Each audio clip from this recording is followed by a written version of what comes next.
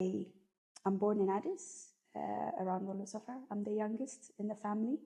I have 7 siblings, 4 girls, 4 boys, all much older than I am. I went to Cathedral, first Nativity Girls, then the mixed high school also in Cathedral. And after that, I went to the UK. That's where I did my undergrad and postgrad. Then came back about 13 years ago to Ethiopia. But that was sort of like a turning point, because when I decided to come back, there was this like, oh, like how could you go back to Ethiopia, to Africa? You know, the opportunities here. For me, it was a different approach. I've seen my older siblings who left when they were younger as well, and didn't come back because they settled there. Life is there. It's difficult to just uproot and come back once you have a family. So I decided to come back and try it out and work here. I've always wanted to come back. So that's how my career journey in Ethiopia started. Was there a period in your childhood that kind of triggered that spark of wanting to come back? Was there a moment or a series of kind of moments that led you to feel that way? Yeah, you'll find this a bit odd, but I've always thought there was a lot of opportunities here, despite the restrictions and despite how many people felt about opportunities here in Ethiopia. It's my dad, after his retirement, went into agriculture. And so I used to go and see what he used to do outside of Addis, right? And this is it's kind of unique for somebody who's grown in Addis. And but for me, what that showed me is the massive potential that this country has, and how we don't actually capitalize on these opportunities. And that thing stuck with me. And the turning point, it's not like there aren't enough opportunities. It's just we need enough people to create those opportunities. And how do we do that if everybody is aiming to leave? Then who's going to be here fighting for those opportunities or creating those opportunities? And I was very much driven about why can't the private sector be incentivized enough, like to create these industries and these jobs that are much needed in the country. So yeah, I think going outside and looking at different parts of the country, but also different opportunities, just made me realize, oh my goodness, this whole place is totally untapped. So we need to come back and work and basically contribute what we can, at least, to make it slightly better than it was yesterday for today. Did you have any role model that embodied that type of spirit already that you were looking up to? I usually get asked this question, by the way, and I struggle to answer. A few, not only one, right? Like everybody, usually when you ask people about their role model, there's this figure that they pick and say, so and so inspired me. Yeah, there have been a few people throughout my life, especially within a family. My uncle was one of the founders of the first construction companies in Ethiopia. This is about 40-something years ago. And every time he tells his story, he tells it how he came out of college. He didn't basically use his degree to get a job. In fact, his first job was being hired as a foreman in an Italian construction project here in Ethiopia. I think they were building the post office or something. And his reasoning was, yes, of course I was educated, I had the degree, but I didn't know how to hold a kafa. And he said I needed to learn how it works if I am to supervise basically people who are going to be working under me. But then he went on to create his own construction company with a partner, of course. And that always stuck with me in a way, like if he was able to do it back then with minimal resources, then there's always an opportunity for all of us to, despite how difficult it seems, to navigate and create something meaningful that will also be able to impact people's life. Because that construction company became one of the largest companies in Ethiopia. This is before Derg obviously took it over, but there's quite a lot of inspiration there. it's not only that he did that, his love for Ethiopia and how he went on to do so many meaningful projects, and how it was so much ingrained in him on every project that he does, every initiative that he gets onto on a daily basis, is thinking about the wider community, and not only like, I want to go out and make money and do this and that. So that definitely has inspired me a lot, because he started from nothing, created a big thing, and the story was never about him being the center of it. It was all about the difference he'll be able to make on a bigger community. And there are a few people I relate to that. And also my dad, who's always centered his life and his work around supporting people and helping people, which was really very influential for me and in my career choices. Can you give me an example of who he's helped or how he's helped? So these are never the celebrated stories that don't make it out, but for me within a household, they really shaped who I am, and not only through creating job opportunities for people, but also helping people out of trouble. There were times where this is during dark time. One of their friend, within a group, was arrested. And as it turned out, the guy who was in charge of that unit was somebody who used to work with my dad before. So he went to basically plea for that guy for his case to be reviewed. And when my dad went, the guy who was heading the unit, he was like, "Oh, it's okay. Like, what are you doing here? Why did you come?" And he's like, "Well, a friend of mine has been put in prison for X, Y, and Z. And if you really look at it, the case is not that serious. He's got young children. He's got a young family."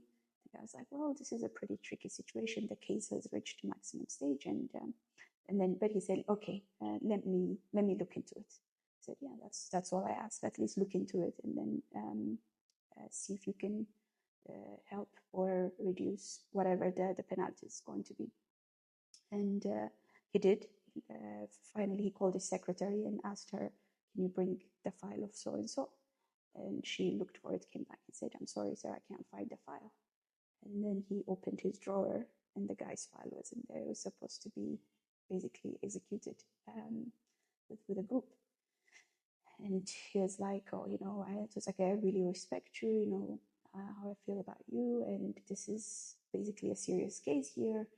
So my dad went on to plea again. He's got 5, 6 young children, and he just acted out of this and that. So could you please consider? And I would be personally liable that this wouldn't happen again to him. And he did make an exception for him, and he was let go. So that showed me how much my dad was willing to go into support people, to even if it means risking his own reputation or his own life. And there's so many examples of like that, which I grew up hearing.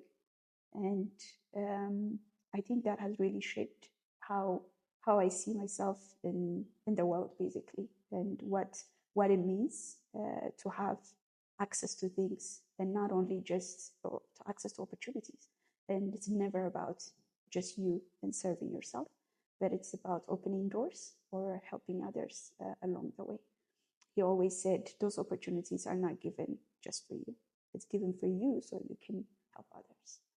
So I always look at it in that lens every time I do something, every time I take on an opportunity.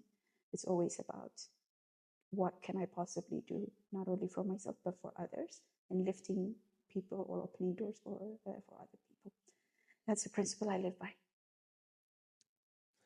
I mean, it's such a blend of act of kindness, humanity, values driven around empowering people. I mean, you're very lucky to have parents that exposed you to that.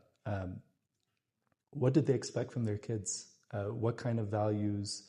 How did they invest themselves in their kids? Or even just specifically to you? Very different from a lot of families that that you hear, especially around my mom and dad's age.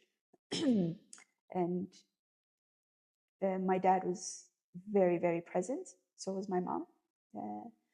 In fact, he was a very nurturing person. So, back in the days, the role of the father is always to be outside, to work, and hardly spend time with the kids. Our dad was the reverse. So I think that has influenced us a lot, and not only me, but my siblings as well. And what did they expect? It's always about kindness. It's always about humility, and being present, and love.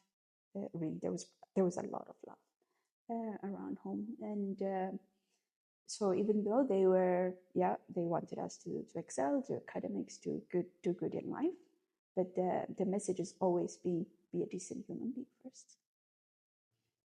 Was there a time you messed up, like royally messed up and disappointed them? and how did they deal with that? This is going to make me sound so arrogant.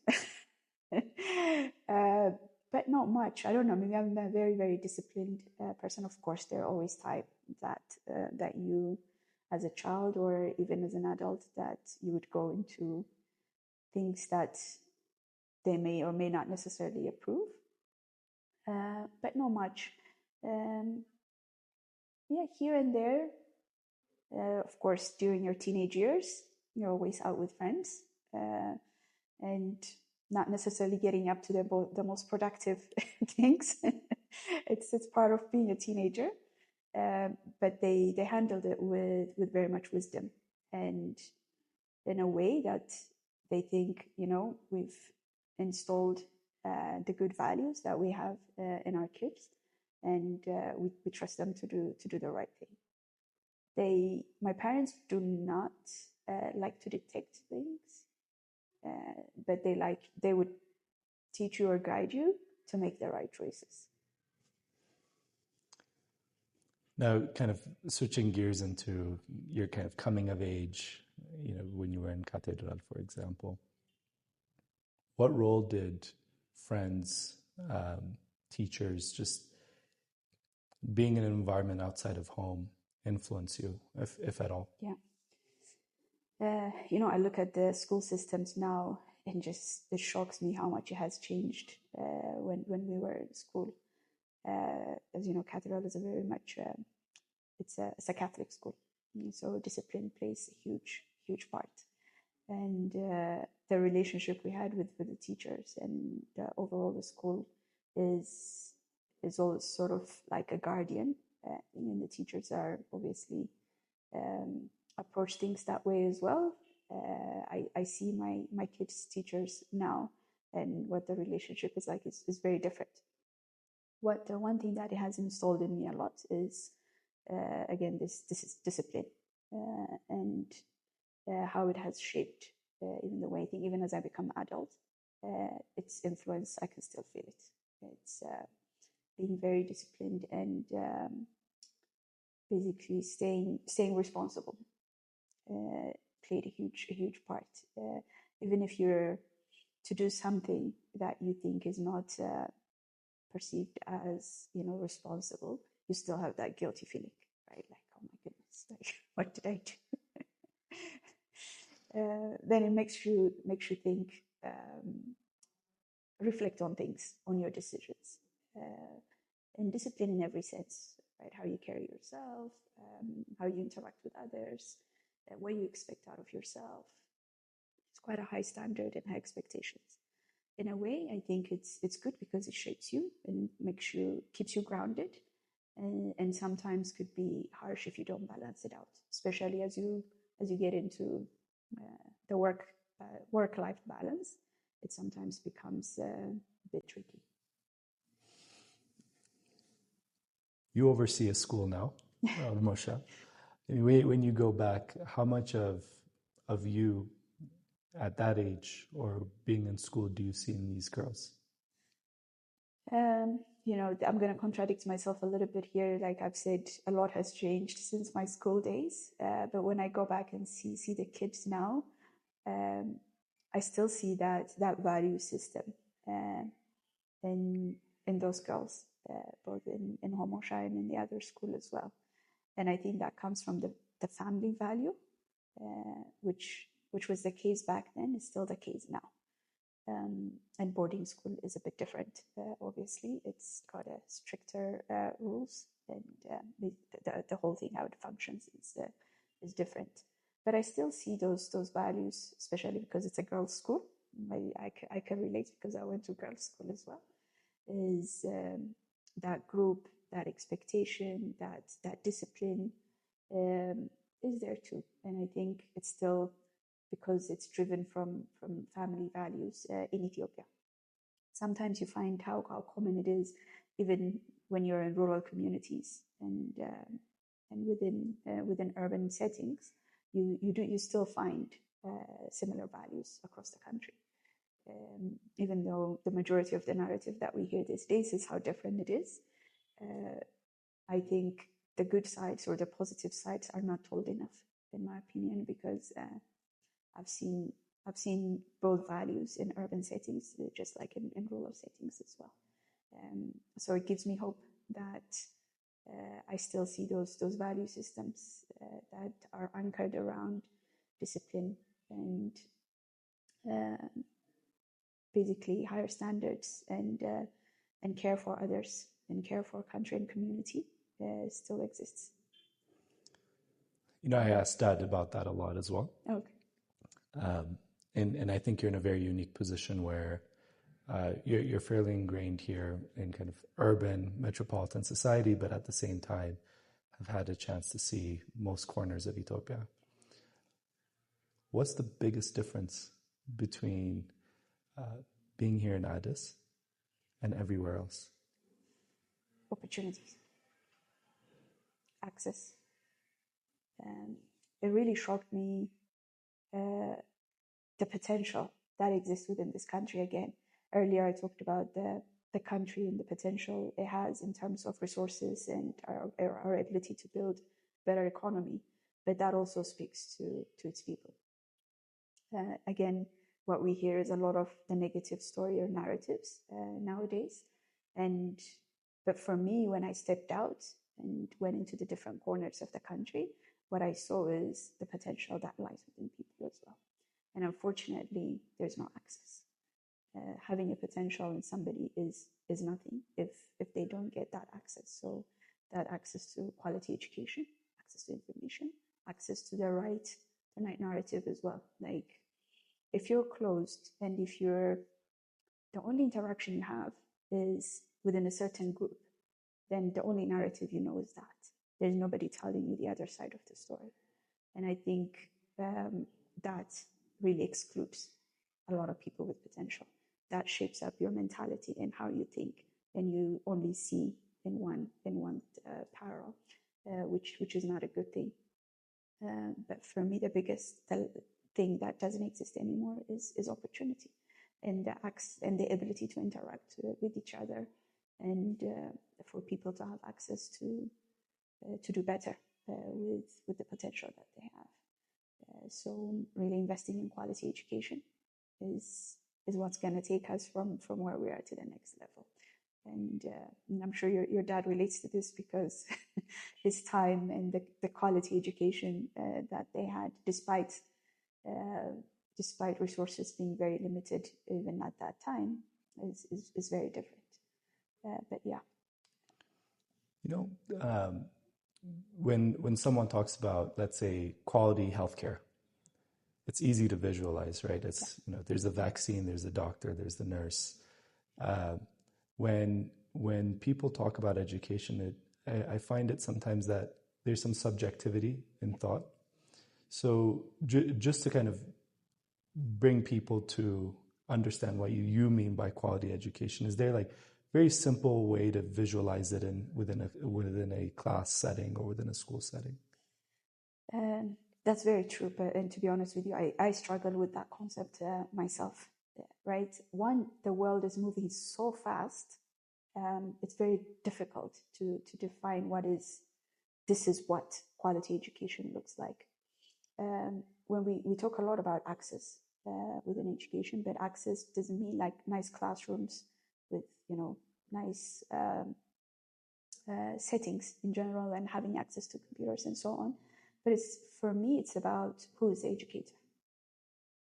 A lot of it is these kids spend majority of their time with that teacher. And as a nation, how much are we investing or building capability within the educators? That I think that makes a lot of difference. And also we can talk about the curriculum and so on. There's good and bad in that, and there's never a perfect space or setting for that anyways. But number one, I would say is who is spending as much time with the kids, and what sort of narratives and how are they nurturing those young minds is very key. And like even us in Qatar, we went through a very rigid way of educating. Like you sit in a classroom, you get a lecture, you get access, you get a homework, you get an examination, you pass, and that's it, right? It's never about opening up kids, creativity and imagination and so on. I think for the future as well, that needs to be incorporated. It's the way we used to do education is no longer relevant for the future that's coming. So access, basically, democratizing access to information is very important. But also, these kids need guidance, right? How do you get the right and the wrong? Because in the age of AI, everything is open. They would think everything AI is telling them is right? So they need to be guided, which is why I think the educator's role is still very much important. Maybe not the way it used to be delivered before, but that guidance is still very important for the kids. At least in my mind, that's how I would imagine about quality access to education. Yeah, I mean, AI is changing the world. Everything. And I also find, for example, my kids picking up how to use various AI tools faster than I can. Yeah. Which is super scary. It is. So I'm just curious, when you think about it from a pedagogical perspective, students are probably learning to use AI much faster than teachers. Yes. And I have a very similar fear where those who should be guiding and instructing kids and molding them are kind of losing the plot around how to leverage these new tools that these kids are exposed to. If you had a magic wand, and within the boarding schools that you oversee, there was kind of one thing that you would change around the classroom setting today to kind of cope with that, what could it be? I think a lot of education around values, who we are as human beings, is very important in my opinion, because you need something that anchors you to know why you're here, what's your purpose, what do you value, what's going to be your contribution in this world, and do you relate to that?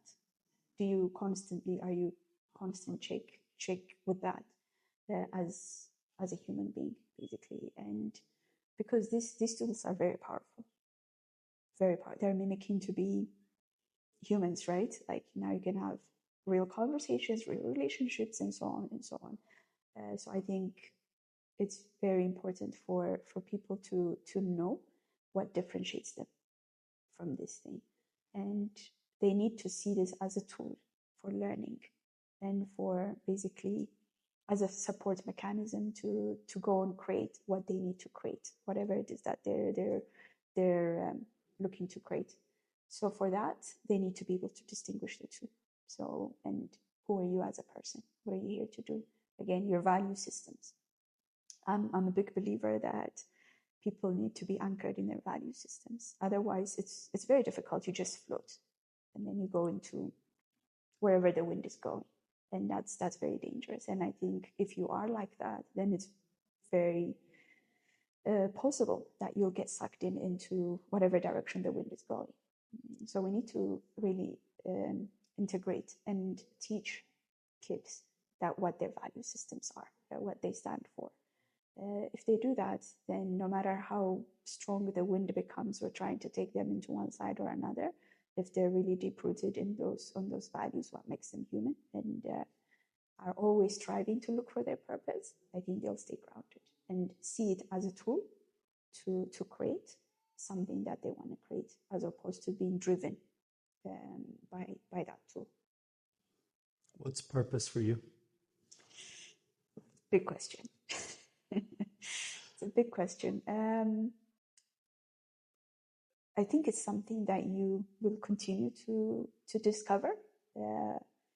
But for me, it's realizing, as I said to you earlier, that my life is not just my own. It's one, I'll get bored. Two, there's just a sense of satisfaction that comes with playing a very meaningful role to create impact and help others.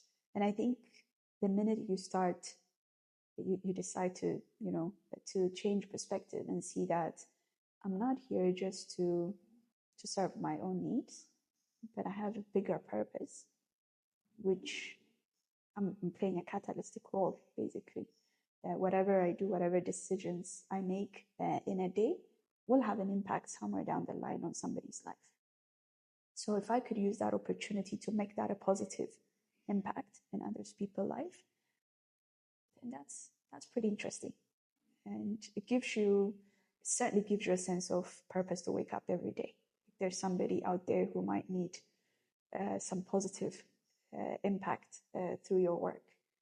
So it's about being able to make a positive change in your community, and hope that community becomes a nation, and the impact amplifies through the line. So I constantly look for ways to do that. Can you tell me how? I guess my career choice has always been an area where I could, and it gives me an opportunity to do that. For me, I think I've said it earlier, is I saw the private sector being a very powerful engine to create a thriving economy in any country. And I felt Ethiopia's private sector was very limited and could do so much, which is why I focused on investment since I returned here as well. And basically what that means is investing in companies that can create jobs, that can create economic value in the country, basically. And it's a powerful engine, in my opinion, because whether you're running schools, or you're running a factory, it's sort of the same thing. You're unlocking opportunities for people, and there's so much a government can do in a country, and the government has its role. It's government, right? And if they create that enabling environment for private sectors to thrive, and there's so much. Our country has so much resource, so much, like north, south, east, west. It's just shouting for opportunities. Second, we have a large youth population, and they're pretty good. They're quite creative, and there's so much that can be done through investment to create jobs and to create a thriving economy in the country. So I keep coming back to investments. One, I never fully live it, but I'm in between sometimes. But I'm a big believer in creating a thriving private sector economy to create jobs and meaningful jobs for people. You're in a very unique position where you're also overseeing a foundation, which one would assume has a very different mandate than a venture or an investment firm. Just from that unique lens that you have in comparing these two efforts, it's very clear of what role a government should be playing, but many do have a really hard time understanding the difference between a foundation and an impact investment fund. Yeah. So, how would you explain that to a layman? For me, the name itself, I think, describes what it is, right? Everything you do on the nonprofit side or the foundation side is nonprofit, right? So your return there is a social return. So either that's creating access to education, for example, through a subsidized fee or scholarship, full scholarship fee, and the results that you're expecting is educated population coming out of that to do better for the economy and for the country. And the same thing for health, right? Getting access to healthcare, healthier population, healthier, productive, and so on. On the impact side, or let me call it the impact investment side, there's so many definitions for impact investing because it's been a sector that's sort of been talked about a lot for the past few years, and everybody comes up with their own definition. For me, you're investing not only for financial returns, but for some sorts of social returns as well. And some define that as we're creating jobs through these investments. Is that a social return? Yes, absolutely. It's a social return. You're creating jobs that did not exist before, which means you're hiring new people who didn't have access to jobs or those jobs before. Some say you're taking a slightly lower market return for your investments, which is also fine because one would have to say it's a trade-off, right? Whether I put my money here or somewhere else, then if the return elsewhere is better, then if I'm just a purely financial investor, I would put it there, right? Then I get my return, I'm happy.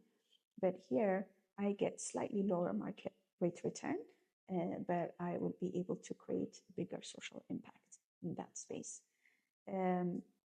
Because there isn't one agreed definition on what impact investment is, it differs from one investor doing an impact investment to another on how they define the impact that they're looking for.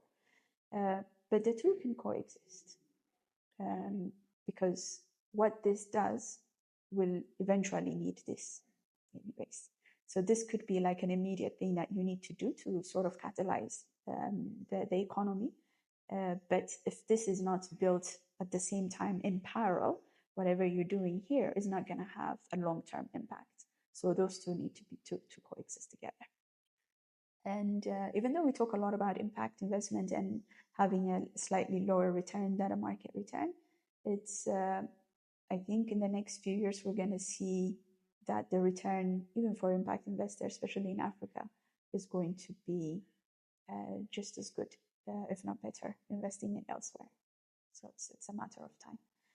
But both need to coexist. In my head, the two shouldn't exist on their own separately. Like anybody who's doing as much effort here will need to find some sort of partner either to do this or do it together. Because ultimately, this needs to grow. The pie on this side needs to grow so that the need on this side will shrink. Oh, it's a really great explanation. I asked someone, an impact investor, the same question, and his response was, he said, think of a foundation as a donkey. Yeah. Hard work, can't go far, but can carry a lot. It's true. It said, and think of like an investment fund or a company as like a horse. Yeah. Right? Yeah. Looks really beautiful, could go really fast, but can't go that far. No. He said, impact investing is a mule. It's a mule. Somewhere in between. Somewhere in between. Yeah, that's a great explanation. But a lot of people do get confused with where, even as a company, like where they belong, right? Yeah. And maybe just a follow-up question around this, especially within the Ethiopian context and let's call it the entrepreneurial context of Africa. Yeah. We've seen a lot of companies say they're for profit, say they're social enterprises, but are almost exclusively grant funded. Yeah. Right? And it's subjective of what people think about that, but how could you see that changing? I have a problem with that.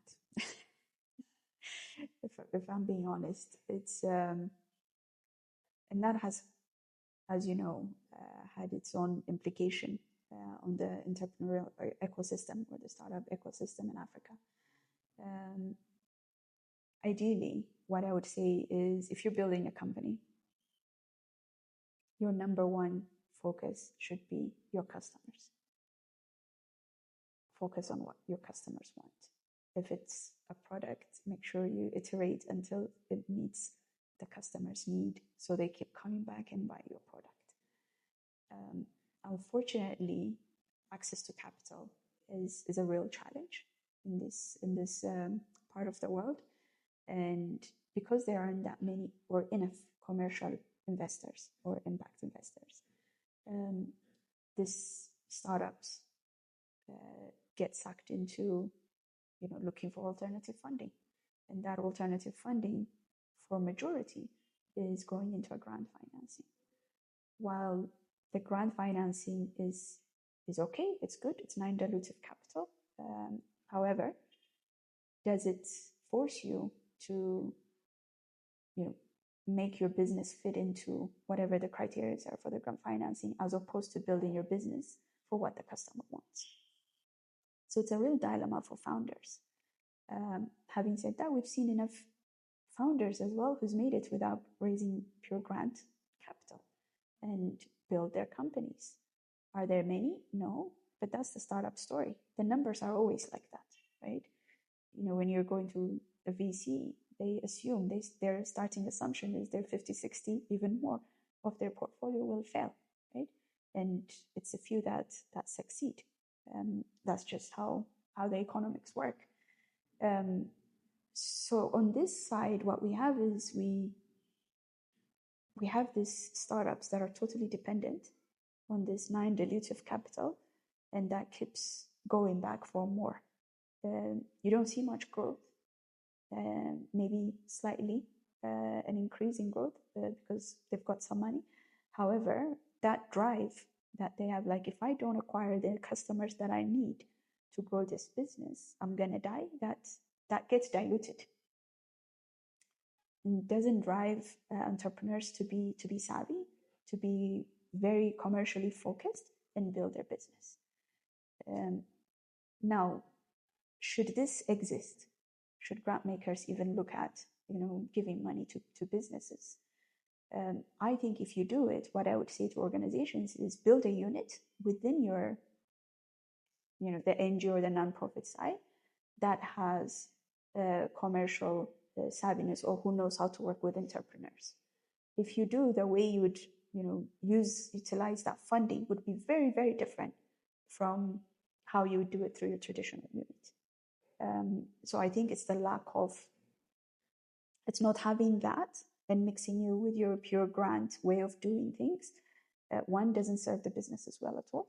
It might look like, hey, we're giving money to it because it's a nice sustainability story, but it doesn't actually build these companies and take them where they need to go. So if you build a separate unit that runs that investment part as an investment vehicle, not as a grant-making vehicle, then the story would be very different. The way we would do things would be very different. And then spin that out at some point, right? The commercial has to take over at some point. Otherwise, it's not going to go anywhere. I mean, purely that's just the truth, and we've seen it in the market. So while there's an intention to do good, the way it's deployed, the way it's done, it needs a lot of reform, massive reform, to make it effective. And also it needs to work hand in hand with a commercial investor or fund to have that long-term sustainability. And eventually, my biggest concern on this, to be honest with you, is the way we treat entrepreneurship on the nonprofit side or the grant-making side is sort of like a panacea for job creation solution. And me and you both know entrepreneurship is hard. It's hard. It's not for everybody. And it shouldn't be treated as an alternative for job creation. In fact, what we need to do is support investments so that they create enough jobs for those that do not currently have jobs. But the way the grant-making world thinks entrepreneurship, this is going to make me so unfamous in my unpopular opinion is we're just saying to people, hey, get together, we'll give you capital, and you can start your own business. Starting your own business is not a 9-to-5 job. It's a lot of work, and it requires experience as well. As much as I appreciate we're trying to encourage youth to get into entrepreneurship, starting your own company requires a lot of knowledge, experience, and network, and wisdom. Otherwise, it becomes a very, very difficult job. It's building a company and sustaining a company to a growth stage is, I'm sure Kadus, you can relate to this, is not an easy job. So you need that mental capacity as well to be able to absorb the shock and also have the resilience. And that comes with wisdom and experience. I'm actually curious, where do you think this illusion that a startup belongs to a 20-something-year-old came from? Because there's this podcast I watch called Founders, just a guy who talks about founders. And statistically, companies that became big from being a startup, the founder was over 40. Almost always. Yes. Just very rare exceptions, right? Yeah.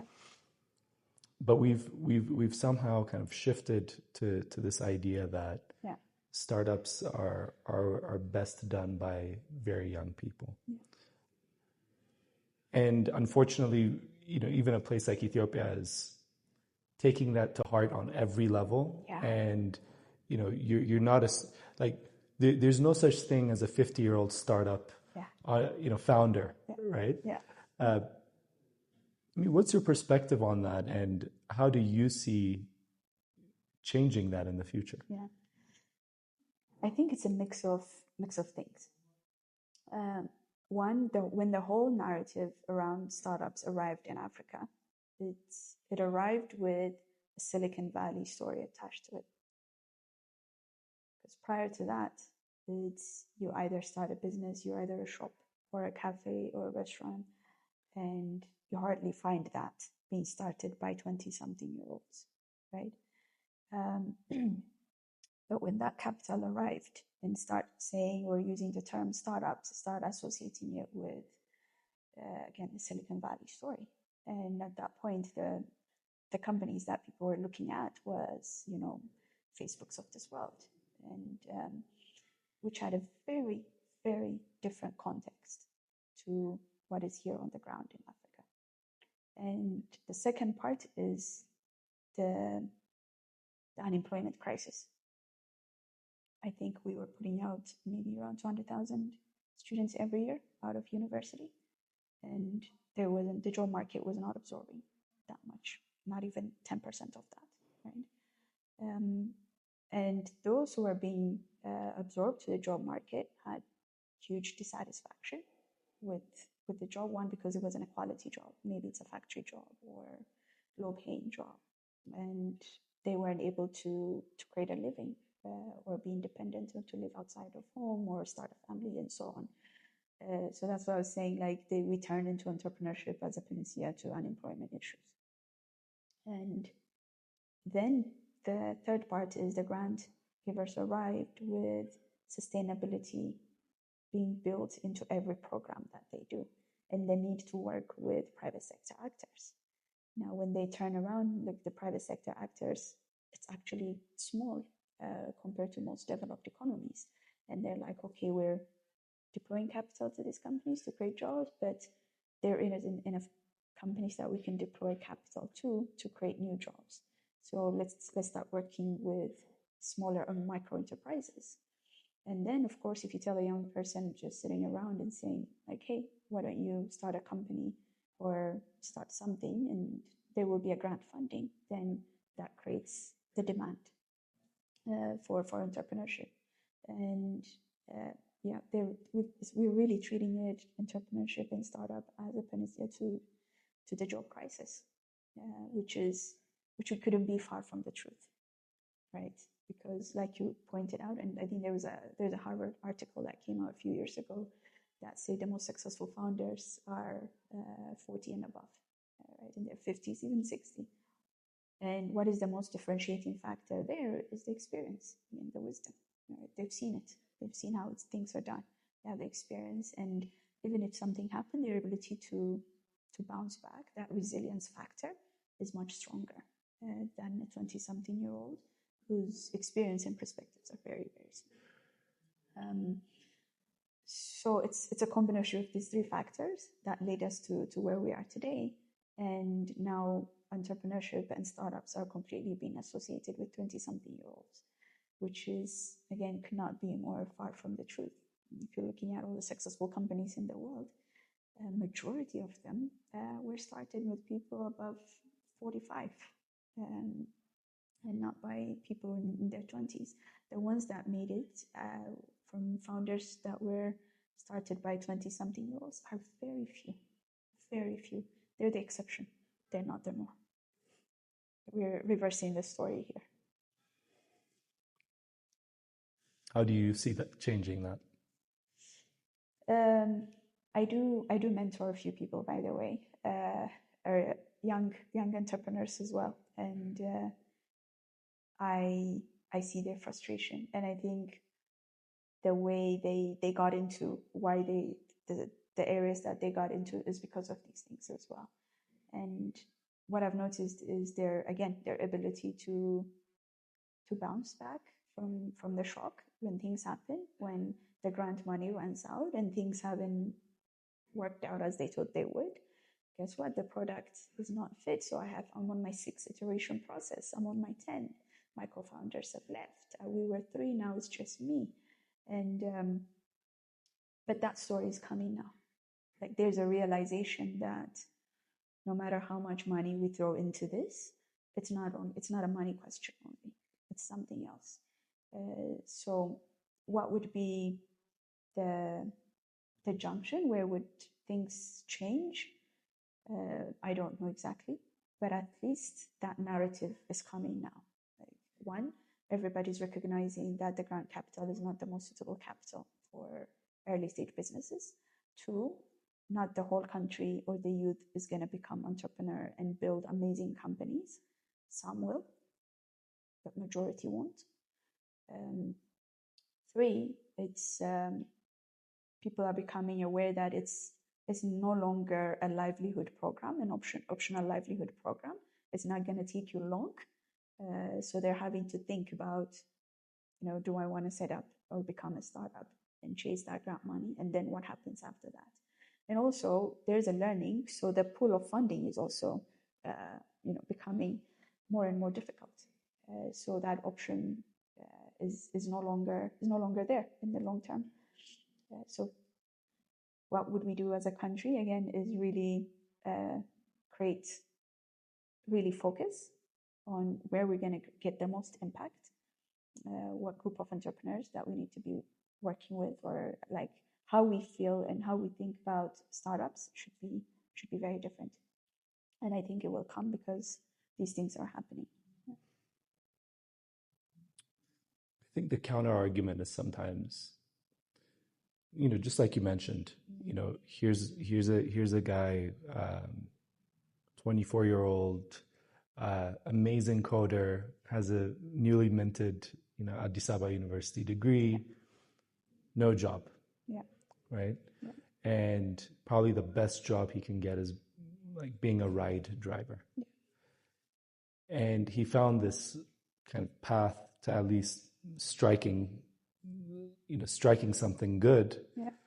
through this path that we're saying is not sustainable. So what can he do? Or what do you advise your mentees to do or think about in a environment where options are very limited? Yeah. As a young person, what do you have? What do you have abundantly? Time. Yes. Time. So I always say to young people, get involved in many things, just so that you can learn. because the most valuable thing that you can do during that time is increase your learning, right? Get a job and just see how companies are operated, how companies run, right? Even if you're a junior accountant or a junior HR person, getting into a formal employment process and learning how things work is valuable. And secondly, if that's your dream, like owning a company at some day, make progress towards it every day. Learn something about that industry. Who are the biggest players there? What are they doing? How is the market shifting? What does the industry look like in general? It's make at least 1 hour in a day to learn about that specific thing. Because chances are, even if you start with an idea today, what you end up with is going to look very different from what you started with. And the only way to get there is if you keep iterating and spending time learning about that. So have the job, be the right driver at night as well, and learn about the different areas that you want to get into. But throughout all these steps, what you're doing is learning. Because the best thing that you can do for yourself at this age is learn as much as you can. And getting practical knowledge as well. Not only you've done the theoretical part at school, this is your practical knowledge.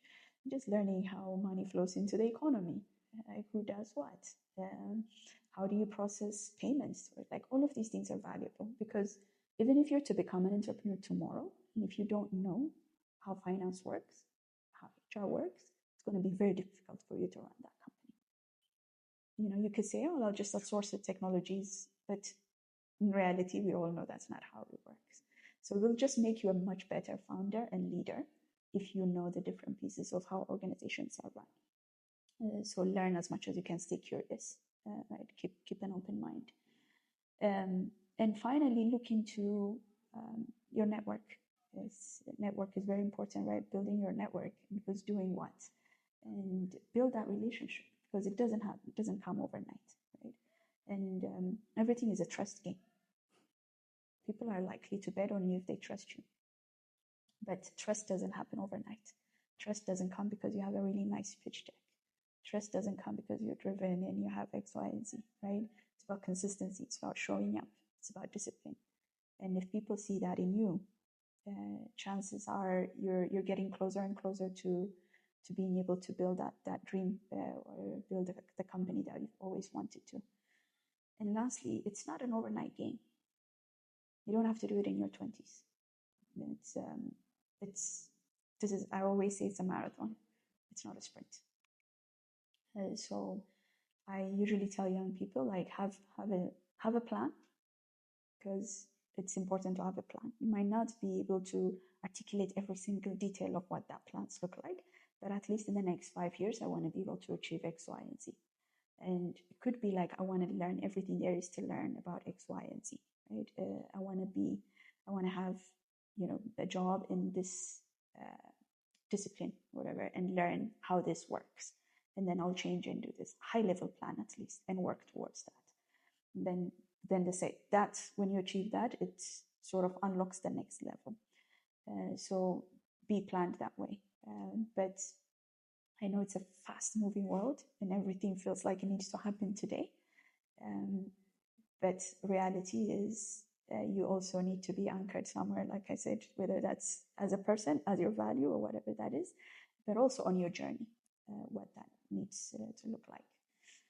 And as a country, I would say local funding is super important for us to move to support these really good companies that some of them really are. They do need to grow, and they could make a huge impact. But we won't be able to do that. So we're at the end of the day, where it comes to where's the financing coming from, right? And if we don't have that pool locally available, so that local founders can work with local fund managers or investors who knows the context, who knows how things work, but can also provide insights and mentorship for these young founders, then we can make a real change, make a dent, at least. So just 2 more questions. Yeah. I know there's concerns around AI. Yeah. was just reflecting that more and more there are young people that want to be TikTok influencers. Yeah. Or if they're not influencers, they're major consumers of social media. And there's a certain distortion of the world that they see through the lens of social media because of the algorithms. Yes. What's your perspective on it? Both, not just to talk about the doom and gloom of social media, but some people are generating very decent income, more than us. They are more than us. and they are in their 20s, right? Yeah. So they've definitely found an opportunity there. Yeah. But when you kind of forecast, 5-10 years down the road and think about, these 20-something-year-olds now being 35-year-olds or 40-year-olds, what kind of society do you feel this could be creating? Yeah.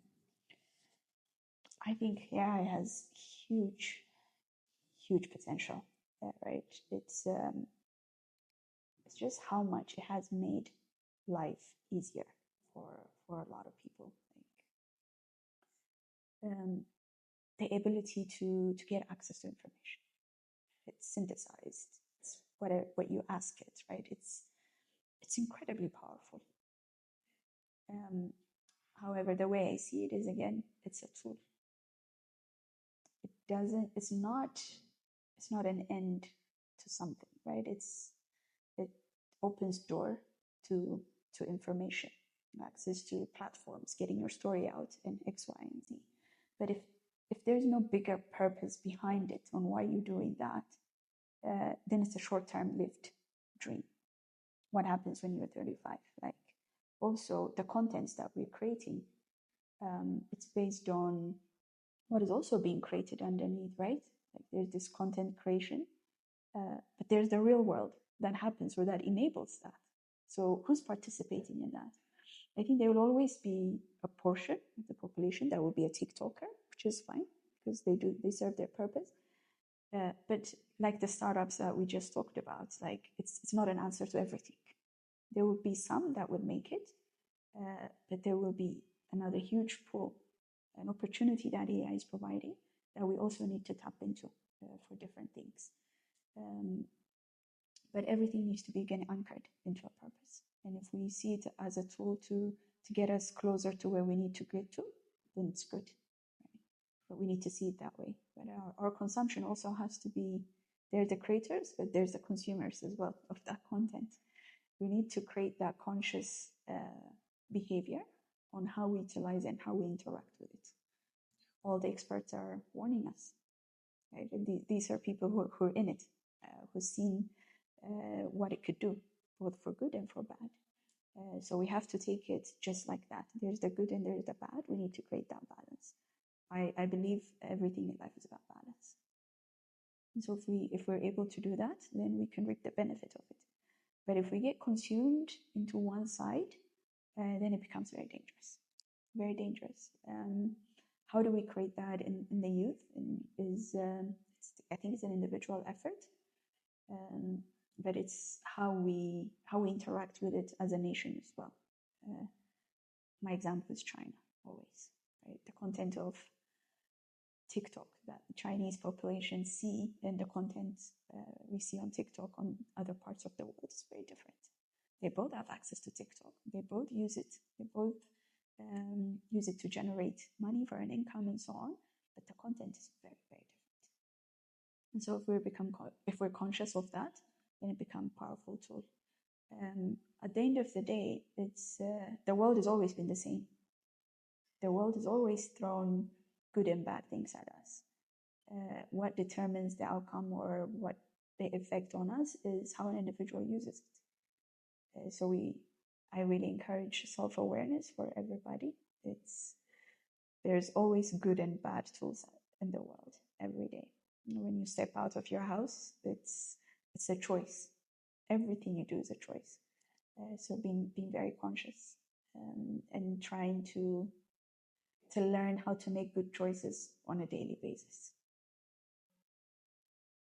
So my last question is more of, what's on your mind now? What are you reading? Who are you talking to? What are you thinking? Yeah. If you could just shed light for young people Yeah. around what's on Bethel's mind these days. The next creation. As I transition into a new challenge in 2026, I've been collecting a lot of feedback from friends and family. Basically, what do you appreciate about me, and what are the few things I need to work on, because everybody's a work in progress, right? And I've been told I need to slow down, take a break, because I tend to get sucked into work quite a lot. So I need to reflect on that a little bit. But it's also something, when I'm finishing here, there's quite a lot, like everybody's shocked in a way, like I'm transitioning. It's like, why, like this, from both colleagues, supervisors, friends, family, and so on. And for me, I've always lived my life with a principle that I was never a crowd follower. I never did things because other people were doing it. I'm very much into, really looking into what my intuition tells me, but also what my heart and my mind tells me. I do try to spend time to listen to that and act accordingly to the next step.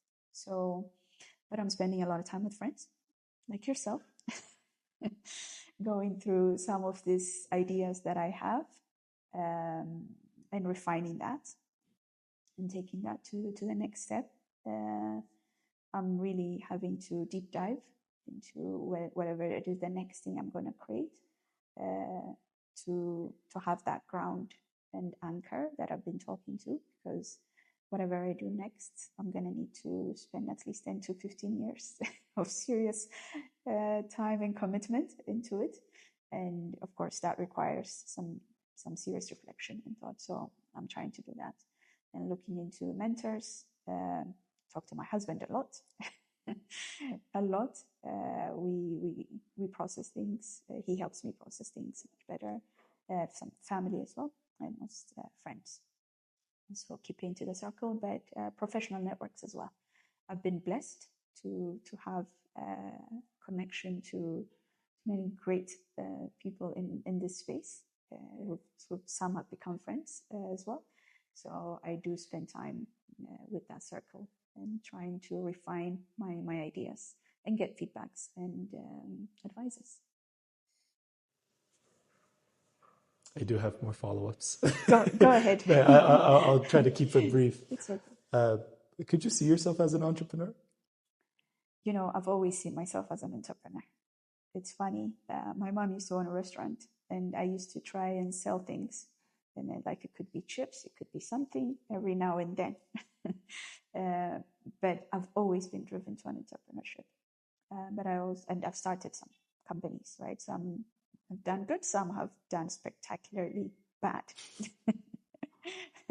I say they're lessons, right? Failures are lessons. Yes, I do. And I've been waiting for the right opportunity for myself to fully immerse myself into that. And all my career choices so far has been gearing me towards that. And it was a lot. It would have been easier to say, oh, I'm not going to get employed. I'm going to start my own company. But 20 when I was in my 20s or 30s. But I was very intentional about it, not to do that. Mainly because I've seen what a serious work it is. I think I told you, like, a lot of family members have been entrepreneurs, and I know how much it takes.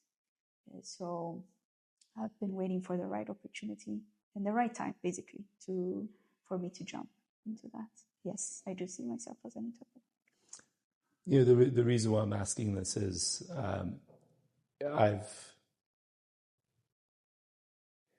I've found very interesting feedback around the role a partner in life plays to make that person a successful entrepreneur. And in your case, I think your husband has been kind of a bedrock of support as well, right?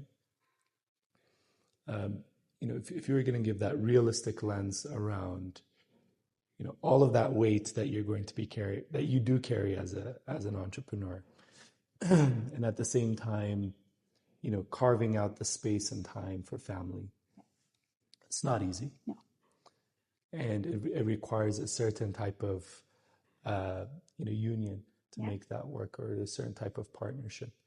And as much as you want, as open as you want to be, maybe you can just reflect on that for us, because there are viewers who are in relationships, who have family, who have kids, who always have these ideas of wanting to be an entrepreneur, but it's very scary. Yeah.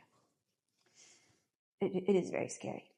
And once you find yourself in a certain position, like if you're in employment, there's a constant income coming at the end of the month. It feels safe. Making that jump from that stable and good income to a totally uncertain environment that requires you to work probably 18 hours a day, if not more, is very scary. And having that your partner plays a huge role, in that space. So getting into alignment from the beginning in terms of what this journey is going to look like is very important. Very, very important. We often think like people in business have it easy. Like, they're on their own bosses. They come in when they want. They can go, during the day, do whatever they want. But the reality is the opposite. It's no, they're having to work more hours than people in employment, because especially at an early stage, it requires so much of your time, right? What does that mean is also the impact it has on your family, whether with your spouse, with your partner, but also if kids are involved as well. Like, what does it mean, kids' time? I was listening to this short podcast the other day about a guy who made billions. It's in the US, I forgot his name, but had a mansion, like everything, successful life. And then he said, at the end, I'm divorced, my kids have left me, and so on and so on. And as he was reflecting, what he was saying is, I spent so much of my time building a company, I totally lost track of what I was losing on this side. And he was saying, while entrepreneurship requires you to have that long hour and that commitment, you also have to balance it right on this side as well. And know that you're going to make sacrifices, but you don't have to sacrifice the whole thing and completely throw this. If it means that you might be losing something here, just so that you'll have some time with the family, then you're constantly having to juggle that to the balance in two. But number one is you really have to be aligned with your partner and be very, very open and discuss all the possible outcomes, right? Even discuss what if it doesn't work, right? We're going to be burning, all this much amount of money and it might not work. Are we comfortable with that? Is this something that we want to go through with? And you have to say we, because it's not one partner that's going into this. You're taking the entire village with you because it's just the way it is. That's how it works. But really having to think about the consequences, and I wouldn't like to say consequences, but the implications that comes with it. However, just like anything else in life, there's upside and downside, right? You wouldn't start saying like it's not gonna work. Right? It's gonna work, but for it to work, we need to do X, Y, and Z, and this is what it means. And there will be surprises. No matter how much you plan, there will be surprises, right? So you have to be prepared for that. So I think being very mentally ready in both sense, mentally, financially, physically, in every sense, getting aligned is very important, because you would want to avoid that conflict in the middle of it. Like, we shouldn't have done this if I had known. So avoid all of those things to the extent possible. So like everything else in marriage, communication is at the heart of this, right? Also, the right time. Make sure that you're doing the right things at the right time. And your gut tells you at the end of the day, if it's something that you've been thinking about for a while, when the time arrives, you would know. You would really know. So having a very open and transparent conversation and supporting each other. You're going to need a lot of support from everybody, from a village, as you know. So making sure that that's there. And when things don't work out, have that resilience. This is why I say that wisdom and experience is important. If you've seen this before, if you've seen this journey before, you know that you're not the only one who's going through this, right? So your ability to bounce back, but also strategize around that, what you need to do, becomes a lot easier for you if you have the right experience and wisdom. So you have to incorporate all of these things and pray and hope for the best. And yeah, but take the first step. Bethel, thanks so much for taking so much of your very busy day. Again, I look up to you from one sense because we share very similar values and perspectives, but you've also taken bolder steps than I have that I want to take in the future. And I'm learning a lot from that as well. And I hope others learn from it. Thank you.